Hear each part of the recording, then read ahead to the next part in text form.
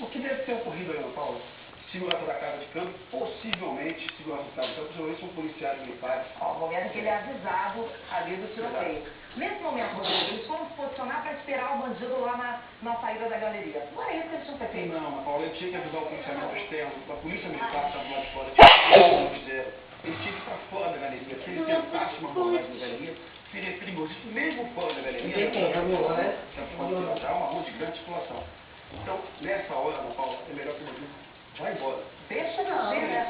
Essa cena aí que a gente está vendo, mais uma vez em destaque, olha aqui, o momento em que ele está atirando com uma doideira, cara. Ana Paula, o bandido faz isso, a gente não espera o bandido viu segurança faz a mesma coisa, segundos depois. Ele vai atirar disparado, e o disparo que a gente vê é de segurança. Atirando também desequilibrado, sem ver onde está atirando, aqui, Ana Paula, esse momento exato. Sim, exatamente. Ele atirando para qualquer lado. Então, ele é tão despreocupado com a segurança das pessoas como o próprio bandido, né? Agora, ele não foi localizado até agora pela Polícia Civil, ele não foi localizado pela Polícia Militar, pela Polícia Militar.